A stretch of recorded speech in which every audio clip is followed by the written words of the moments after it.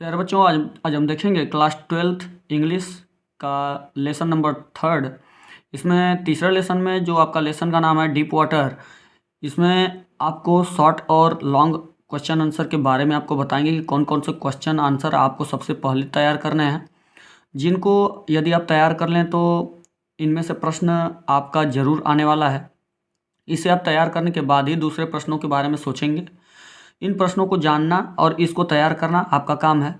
आगे फिर आपको इन्हीं प्रश्नों के उत्तर के साथ और इनके साथ डिस्कशन भी दिया जाएगा।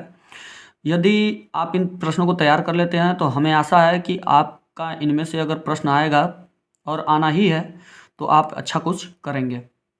इसी आशावश हम ये बनाते हैं। इसके बाद फिर इसमें देखिए कि शॉर्ट और लॉन्ग में आपका क्वेश्चन कौन कौन सा है और इस क्वेश्चन का अर्थ क्या है, क्योंकि क्वेश्चन आप जब तक समझ नहीं पाएंगे तो आई थिंक स्टूडेंट ऑफ आप 12 क्लास, तो आप 12 के स्टूडेंट हैं तो आप क्या कर सकते हैं, ट्रांसलेट करने की एबिलिटी आप में अवश्य होगी।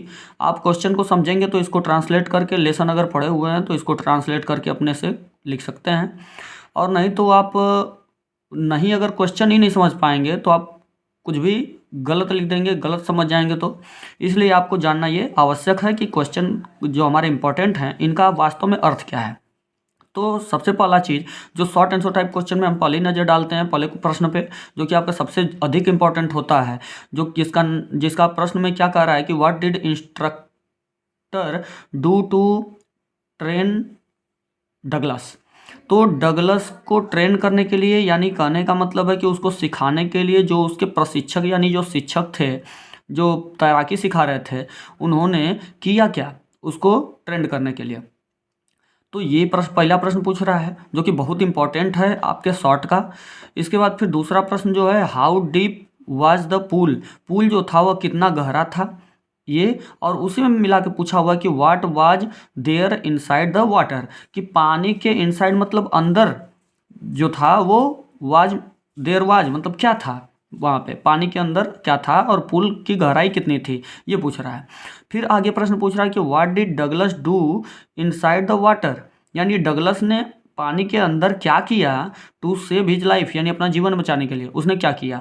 इसके बाद फिर what did the author think, यानी कि जो ऑथर यानी यही डगलस, इसने क्या सोचा व्हेन ही वाज ड्रॉनिंग, जब वो डूब रहा था, इन डीप वाटर गहरे पानी में। तो गहरे पानी में डूबते समय उसने सोचा क्या।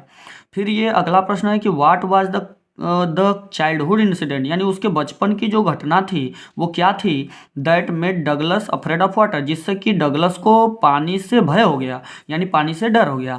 इसके बाद फिर छठवां और आखिरी शॉर्ट का आपका क्वेश्चन है कि इंपॉर्टेंट क्वेश्चन, कि what did Roosevelt say about the fear of death, यानी कि मृत्यु से भय के बारे में जो रोजवेल्ट हैं वो क्या कहते हैं।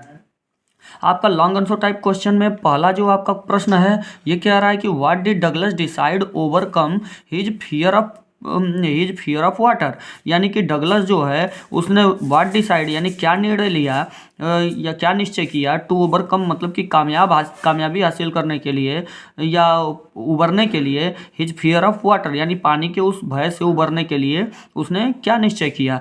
या देखिए यहाँ पे डिसाइडेड को हटा के आपका डायरेक्ट ओवरकम दे सकता है, यानी ये आपको जरूर मिलेगा कि overcome his fear of water. Decide के जगह पे आपको या तो चेंज कर देगा डिसाइड के जगह पे, या तो डिसाइड टू को इसको हटा देगा, डायरेक्ट डगलस के बाद सीधे ओवरकम दे देगा। ऐसे प्रश्नों को परिवर्तित कर देता है, लेकिन आपको प्रश्न को समझना आती आवश्यक है, क्योंकि इसमें थोड़ा मोड़ा अगर परिवर्तन कर देगा तो आप इसको समझ सकें।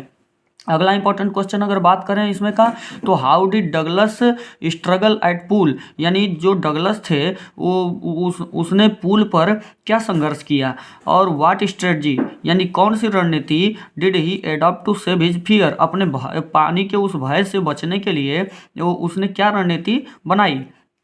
इसके बाद फिर है कि what handicap stay with Douglas for a long time, यानी कि किस प्रकार की विकलांगता या किस प्रकार की निष्क्रियता बनी रही डगलस के साथ फॉर ए लॉन्ग टाइम, एक लंबे समय तक, यानी कि पानी से भय की विकलांगता, यानी कि वो पानी से उसको भय हो गया था, वही what did he do resolve it from the life, अपने जीवन से उसने इसे कैसे निकाला, यानी क्या किया कि वो निकालने के लिए उसने क्या किया। इसके बाद फिर आखिरी आपका जो लॉन्ग है वो है कि how did the incident at YMCA pool affect Douglas. Douglas को प्रभावित किया YMCA पूल पर कैसी घटना ने या किस प्रकार की घटना ने, यानी कि वो जो YMCA पूल पर जो घटना हुई थी उसने कैसे डगलस को अफेक्ट यानी प्रभावित किया।